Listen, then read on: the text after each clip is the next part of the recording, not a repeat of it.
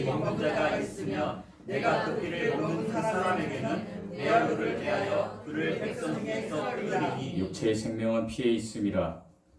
내가 이 피를 너희에게 주어 제단에 뿌려 너희의 생명을 위하여 속죄하게 하였나니 생명이 피에 있으므로 피가 죄를 속하느니라. 그러므로 내가 이스라엘 자손에게 말하기를 너희 중에 아무도 피를 먹지 말며 너희 중에 거류하는 거류민이라도 피를 먹지 말라 하였나니 모든 이스라엘 자손이나 그들 중에 거류하는 거류민이 먹을 만한 짐승이나 새를 사냥하여 잡거든 그것의 피를 흘리고 흙으로 덮을 지니라. 모든 생물은 그 피가 생명과 일치라. 그러므로 내가 이스라엘 자손에게 이르기를 너희는 어떤 육체의 피든지 먹지 말라 하였나니 모든 육체의 생명은 그것의 피인즉 그 피를 먹는 모든 자는 그것이리라. 아멘. 다시 기도하시겠습니다.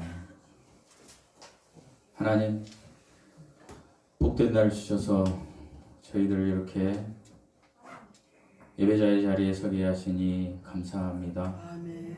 세상을 살다 보니 하나님의 자녀라는 정체성을 잃어버리고 살았던 순간들, 이 시간 생각하며 하나님께 회개합니다. 아멘. 예배를 통하여 하나님께 돌이켜지는 시간 되게 하시고 아멘. 무엇보다도 하나님께서 명령하신 마음과 뜻과 정성을 다하여 오직 하나님께만 영광 돌리는 은혜의 시간이 되게 하여 주시옵소서. 아멘.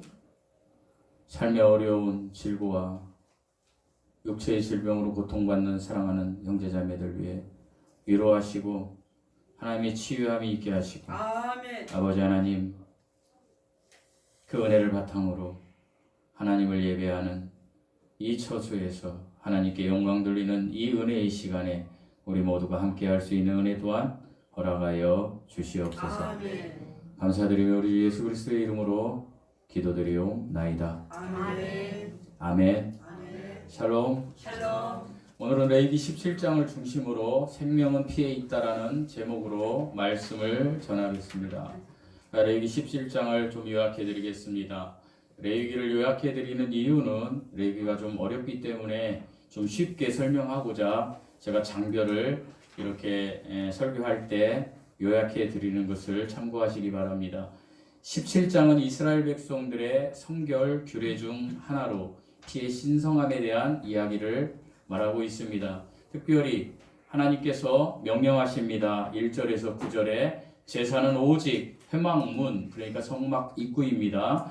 에서 드려야 하는데 광야에서 들짐승이나 염소 우상에게 제사 지내던 습관을 버려라 라고 이야기하십니다. 소나 양이나 어린 양이나 염소를 가지고 와서 하나님께 제사 드려야 되지, 광야에서 염소 우상에게 제사 지내던 습관을 버려라 라고 이야기하신다라는 것입니다.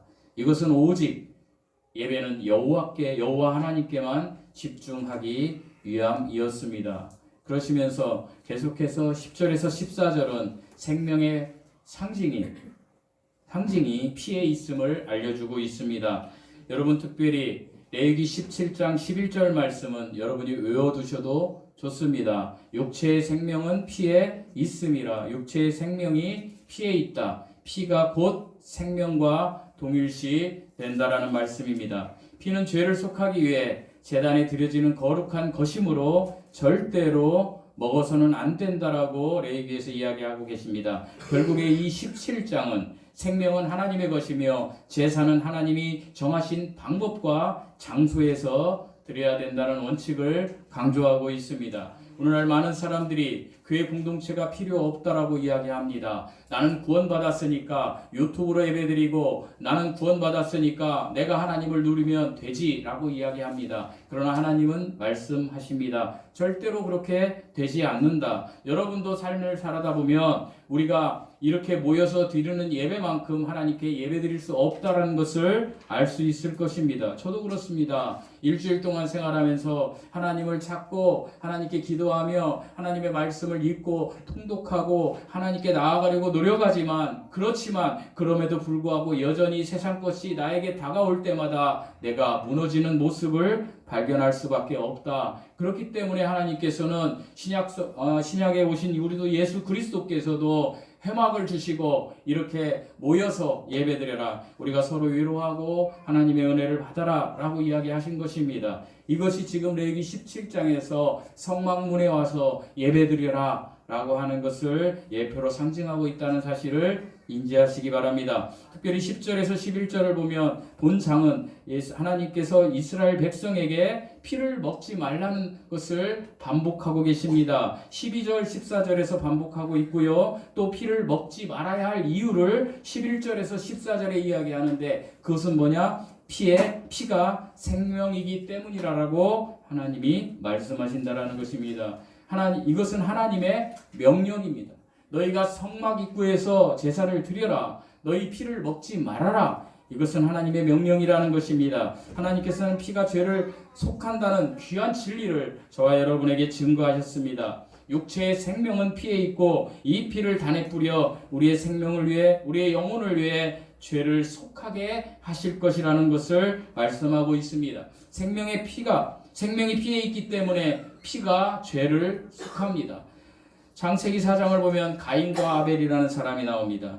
가인은 형이고 아벨은 동생입니다. 하나님께서는 가인의 제사는 그 예물은 받지 않으셨습니다. 그러나 아벨의 제사와 그 제물은 받으셨습니다. 가인의 입장에서 보면 아벨의 제사는 받으셨는데 그 제물은 받으셨는데 자기의 제사와 제물을 받지 않았습니다. 그래서 가인은 아벨을 죽여버리고 그것을 뺏어오면 그 생명이 가인에게 온다라고 생각했을 수도 있습니다. 여러분은 어떻게 생각하십니까? 아벨을 죽이면 하나님께서 인정하시는 그 제사와 제물, 그 생명이 가인에게로 오는 것일까요? 절대로 아니라는 것이 상식적인 것입니다. 그러니까 아벨을 죽이는 것은 살인입니다. 아벨이 받았던 은혜가 내 것이 절대로 되지 않는다라는 것이 사실입니다. 그런데도 불구하고 가인은 아벨을 죽여버렸습니다. 왜 죽였습니까? 질투심과 시기심과 그런 것들이 그 쓴뿌리들이 그의 상식적인 판단을 흐리게 해버린 것입니다. 그래서 그 아벨을 죽여버렸습니다. 여기서 우리가 깨달을 수 있는 교훈은 예배를 받으시고 생명을 주시는 것은 오직 하나님이 하시는 것이라는 사실입니다. 그런데 우리는 종종 가인과 같은 생각을 할 때가 너무나 많이 있습니다. 무슨 이야기를 하냐면 하나님께서 이미 말씀을 주셨고 성경을 통해서 그리고 내가 하나님과 소통하면서 살아계신 우리 하나님을 누릴 수 있는데 우리는 여전히 그 누군가에게 의지하면서 신앙생활을 할 때가 있습니다. 여러분이 예수 그리스도를 믿음으로 여러분이 하나님의 자녀가 되었다라면 그 아기가 엄마의 젖을 사모하듯이 하나님의 말씀을 사모하면 되는데 여러분은 사람을 의지하기 시작한다라는 것입니다. 다른 사람의 존재를 통해서 나를 채우려고 한다라는 것입니다. 제가 지난주에 되게 은혜 받은 간증이 있습니다. 여러분 그 배우이면서 가수이신 엄정화 이분이 69년생이더군요. 근데 이분이 간증을 하는데 37세에 이분이 하나님을 만났다고 합니다. 하나님을 만났는데 이분이 어떻게 만났냐? 어렸을 때 아빠가 죽고 삼남매가 이렇게 살면서 엄마는 서울에서 돈 벌을 때에 너무나 가난하고 너무나 힘든 상황에서 하나님은 없다라고 생각하고 자기가 이제 유명한 연예인이 되어서도 하나님이 있다라고 하는 그 주위에 많은 사람들 예수님 믿어야 돼. 우리 주 하나님, 아버지 하나님 할 때마다 자기 마음이 오글거렸다라고 합니다. 하나님이 있긴 어디 있어? 하나님은 없지. 그러던 그가 하나님을 만났습니다. 내가 너를 지명하여 불렀나니 너는 내 것이라. 이 이사야서 말씀을 통하여 이분이 하나님을 만나고 지금 21년이 흐른 시점에 어떻게 얘기하느냐? 사람들에게 하나님을 믿으니까 정말로 하나님이 실제로 계셔. 하나님이 실제로 계셔가지고 나와 함께 소통하신다라는 게 내가 느껴지고 얼마나 행복한지 몰라. 감사한 거야. 생명 주는 하나님께 나는 너무 감사해. 이렇게 간증하더라고요. 매일매일 하나님을 소통한다라는 거예요. 하나님을 아버지 하나님이라고 부르지도 않는다라는 거예요. 아빠라고 부른다라는 거예요. 이 세상에 태어나서 얼마 안 돼서 아빠가 없었지만 자기에게는 아빠가 있다라는 거. 어떤 아빠? 하나님 아빠. 아빠 나 오늘 이거 해요. 그가 암에 걸려서 10년간 목소리가 안 나오고 투병 생활을 할 때도 아빠가 살아계심을 느끼고 하나님이 살아계심을 느끼고 매일매일 하나님과 소통하면서 생명 주시는 분이 하나님이시죠 라고 고백하면서 살고 있다라는 거예요. 저는 그 동시대에 3명의 연예인을 생각했습니다. 그 3명의 연예인이 누구냐? 한 분은 저하고 나이가 똑같은데 그 뇌출혈로 죽은 분인데 제가 지금 생각이 안 나네요. 그분 돌아가셨어요. 그 아역 배우, 유명한 배우인데 갑자기 생각이 안 나고. 그 다음에 이 엄정화 씨를 연예계에 데뷔시킨 최진실 씨, 그분은 자살했죠. 그리고 이 엄정화는 참 어려운 상황에서 이렇게 살았지만 이게 하나님이 내가 너를 지명하여 불렀나 그 하나님 말씀 붙잡고 어느 날 그가 그냥 하나님 앞에 아빠 아버지 하나님 우리 아빠 나에게 생명 주시는 아버지 이렇게 하면서 지금 살아가고 있어요. 여러분 피가 생명이라고 말씀하신 하나님은 우리의 공급자가 되십니다. 우리의 생명의 주관자는 하나님이십니다. 우리는 반드시 이 사실을 붙잡아야 합니다. 생명은 하나님이 주시는 거고 우리의 모든 필요는 하나님이 공급해 주시는 거라는 것을 잊지 말라는 것입니다. 그리고 순간순간 살아가면서 하나님과 소통하십시오. 하나님을 부르십시오. 하나님은 살아계십니다. 이 엄정화 이 배우의 간증처럼 여러분 하나님은 살아계십니다. 하나님을 부르시면서 하나님을 붙들고 나아가십시오. 그런데요 많은 경우에 많은 사람들이 구원받고 신앙생활을 하면서 하나님의 첫사랑을 잃어버린 채 신앙생활을 대다수가 합니다. 그 모습을 발견합니다.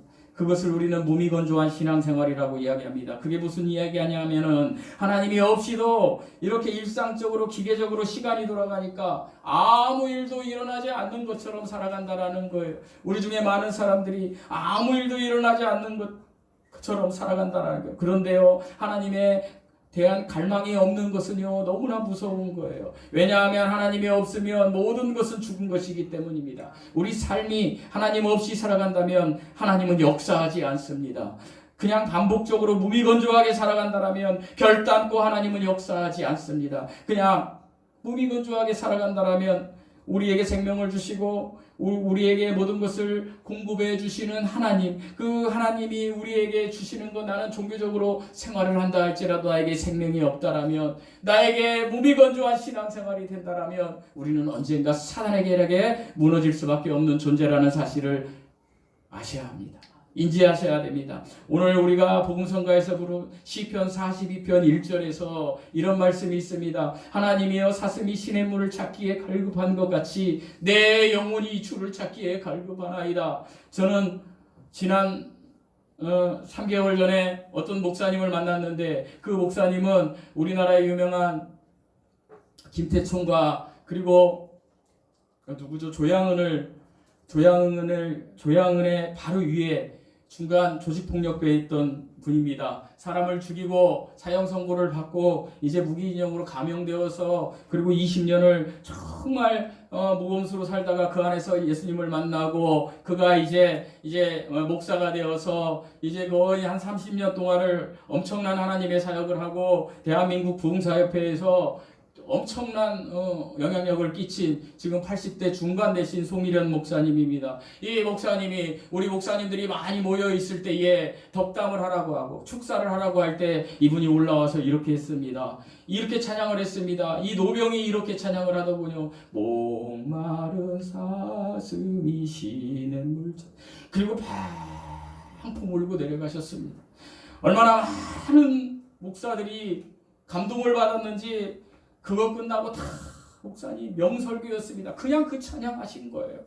제가 여러분에게 할 것은 이거밖에 없습니다. 목마른 사슴이 시냇물 찾아 헤매이듯이 내 영혼 주를 찾기에 갈급하나이다.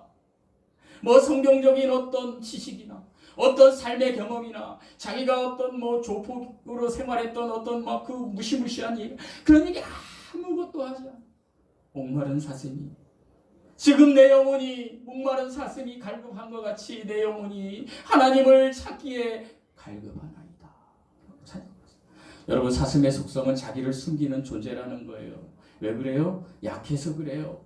사슴이 잘난 체하고 돌아다니면 죽어요. 우리 그리스도인들도 잘난 체하고 다니면 죽어요. 맹수한테 잡혀먹어 죽어요. 그러니까 사슴은 자기를 숨기는 존재예요. 그런데 이렇게 드러내지 않기를 원해서 숲속에 숨어있던 사슴이 나타날 때가 있어요. 그때가 언제인지 아세요? 목이 마를 때예요. 갈증이 심할 때예요. 물을 먹으러 올 때예요. 사슴은 숨기는 존재인데 열린 공간에 나올 수밖에 없는 시간인데 그것은 목마름이 있을 때예요. 갈급함이 있을 때예요. 우리 인생도요. 죄가 있으면 숨겨요. 우리의 조상 아담과 하와가 하나님이 명령하신 선악과를 따먹고 그들의 눈이 밝아짐에 따라서 무엇을 봤어요? 그들의 몸을 보고 부끄러워서 숨었어요. 죄가 있으면 숨어요. 우리는 하나님 앞에 숨으려고 하는 존재들이에요. 죄를 지으면 우리가 감추고 숨겨요. 그런데 우리가 하나님을 만나는 시간이 언제냐? 사슴이 목마른 것처럼 정말로 내가 갈급할 때, 내 영혼이 하나님을 향하여 갈급할 때, 갈급함을 해소하기 위하여 우리 인생에 찾아오신 예수님을 찾는다라는 거예요. 사랑하는 성도 여러분, 우리의 삶이 힘들고 지치고 어렵죠. 그것을 우리는 광야라고 표현할 수 있어요. 하나님이 이 광야를 주신 이유가 뭔지 아세요? 우리가 힘든 이유가 뭔지 아세요? 우리에게 목마름을 주시기 위한 거예요. 갈급함을 주시기 위한 거예요. 하나님 없이는 살 수 없다는 고백을 주시기 위한 거예요. 하나님, 저는 갈급합니다. 어떤 사람을 바라보는 것이 아니라 하나님, 내 영혼이 갈급합니다. 하나님, 이러고 하나님 앞에 나아오라고 우리에게 인생의 광야를 지금 하나님이 주셨다라는 것입니다. 그러니까 어떤 때는 이 광야가 축복이 되는 거예요. 우리는 이 광야에서 내 갈급함, 내 약점을 발견할 수 있는 거예요. 우리의 연약함을 발견할 수 있는 거예요. 우리 안에 세상 것들이 있는 것들을 발견할 수 있는 거예요. 내 안에 하나님 탐욕이 있었어요. 내 안에 하나님 분노가 있었어요. 내 안에 하나님 시기가 있었어요. 하나님, 내 안에 질투심이 있었어요. 이 쓴뿌리가 하나님 앞에 드러난다는 것입니다. 사랑하는 성도 여러분, 이 쓴뿌리들을 하나님 앞에 가지고 나아갈 때에 하나님이 우리를 위로하시고 그 모든 것을 해결하시고 목마른 사슴이 시냇물을 찾아오듯이 그 시냇물을 먹을 수 있는 은혜를 하나님이 우리에게 주십니다. 당자가 하나님을 향하여 돌아왔을 때 하나님이 기꺼이 맞아주신 것처럼 우리에게 성경 66권의 말씀이 다 하나도 없다고 한다 할지라도, 내가 그것을 다 이해하지 못한다 할지라도 예수 그리스도의 피, 그 보혈의 피가 생명이 있고 나를 속죄하였다. 예수님은 십자가에서 나를 속죄하기 위해서 죽으셨지. 나는 죄인이었는데 그 피로 내가 깨끗함을 입었지. 사슴이 시냇물을 찾아 갈급해서 온 것처럼 우리도 이 갈급함이 있어야 합니다. 생명은 피에 있다. 생명은 하나님이 주시는 것이다. 여기에 신약에 있는 속죄라는 개념이 나와요. 여러분, 속죄는 예수님과 우리를 연결해 줍니다. 예수님 말이 우리 죄를 속해 줄 수 있어요. 우리 엄정화 그 사랑하는 성도가 자기에게 소원이 있다고 이야기하더군요. 제가 찾아봤습니다. 새롭게 하소서에서. 자기에게 여동생이 있고 남동생 배우 엄태웅 형제가 있는데 그들을 다 전도했어요. 그들이 정말 살아계신 예수님, 그 조카들 다 전도하고 가는데 엄마만이 지금도 예수님을 영접하지 않은 채 인생을 살아가고, 그 딸이 그 엄마를 향한 그 호소가, 하나님, 우리 엄마 예수님 믿고 천국 가게 해주세요. 저는 그 화려한 연예인의 이면만을 보고 엄정화 간증이 떴을 때 약간 부정적인 이미지로 제가 처음에 그걸 들었습니다. 그런데요, 그분이 정말 그 간증을 통하여 또 그분이 눈물이 많은 분이라는 걸 제가 깨달았어요. 그 눈물을 쏟으면서 그 엄마의 영혼에 대한 사슴이 시냇물을 찾기에 갈급한 것 같은 그 간절함이 있는 것을 보면서 제가 많이 회개했습니다. 나는 목회자인데 난 뭘 하나? 나 어떡하지? 나 원설교 해야 돼? 하나님, 저 어떻게 해요? 하나님, 저 어떻게 해야 되지? 하나님 제게 마음을 주셨습니다. 예수 그리스도의 보혈의 피만 전해라. 근사한 말 안 해도 돼. 성경 강해 안 해도 돼. 그리스도의 피만 전해라. 사랑하는 성도 여러분, 예수님만이 우리 죄를 속해 주실 수 있습니다. 아멘. 예수 그리스도의 보혈의 피로 우리의 모든 죄가 씻겨졌습니다. 아멘. 우리는 그것을 믿고 누리면 됩니다. 아멘. 17장 4절에 내 피를 흘리면 백성들에게 끊어진다고 합니다. 여기 내 피는 뭡니까? 내 피예요. 저와 여러분의 피를 흘리고 우리가 뭔가를 해서 노력하면 백성들에게서 끊어진다라는 사실은 죽는다는 거예요. 그러나 예수 그리스도의 피 흘림을 내가 받으면 그 생명이 우리에게 된다는 사실을 믿으시기 바랍니다. 아멘. 사랑하는 성도 여러분, 우리가 다른 사람 거를 탈취하고 내가 뭐 지식을 얻고 거기에서 생명이 나는 게 아니에요. 예수 그리스도의 보혈의 피에서만 생명이 나는 것입니다. 우리는 생명이 낮다라면 우리는 마땅히 이제 그 생명을 공급받음으로 자라가야 됩니다. 아멘. 왜요? 요한복음 1장 12절에 영접하는 자 곧 그 이름을 믿는 자는 하나님의 자녀가 되는 권세를 주셨다고 합니다. 이미 예수님을 믿으셨으면 하나님의 자녀가 되는 권세가 이미 주어졌어요. 그러면 이제 자라가야 되는 것이죠. 그래서 레위기에서는 계속 자라가라고, 거룩으로 자라가라고 하나님이 이야기하시는 것이에요. 생명은 예수님을 믿으면 바로 우리 안에 들어와요. 이 생명이 들어오면 우리 삶은 변해질 수 있습니다. 우리 오늘 또 하나님 만나서 생명이 채워질 수 있는 하나님이 정말로 채우시는, 너 정말 구별된 삶을 살았구나, 너는 내 자녀야 라고 하나님께서 칭찬하는 성도들이 되시기를 축원드립니다. 아멘. 하나님은 요한복음 3장 16절에 이렇게 말씀하셨습니다. 하나님께서 세상을, 여기서는 저와 여러분의 이름을 두는데요, 이 영국을 이제 제 이름 넣어볼게요. 웬만하면 제 이름 안 넣으려고 하는데 제 이름 넣어볼게요. 하나님이 이 영국을 이처럼 후토스 크기를 제한할 수 없을 만큼 사랑하사 저를 사랑했대. 여러분을 사랑했대. 독생자 예수 그리스도를 주셨다는 거예요. 그냥 믿으면 돼요. 이분을 믿는 자마다 멸망치 않고 영생을 얻게 하려 하심이라. 아멘. 영생을 얻으셨나요? 그러면 우리 마땅히 하나님께서 명령하신 대로 이 영생을 못 얻은 사랑하는 사람들을 전도하러 나가야 됩니다. 아멘. 매일매일 하나님께 소통하며 하나님을 부르짖으며, 하나님,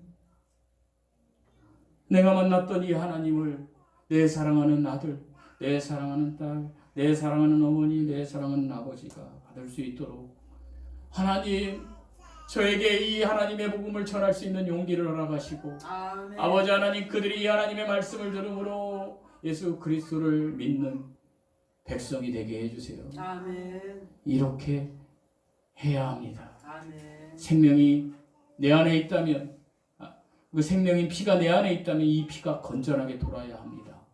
피가 그냥 멈춰서 응고되어 있으면 절대로 안 됩니다. 사랑하는 성도 여러분, 내가 뭘 해서,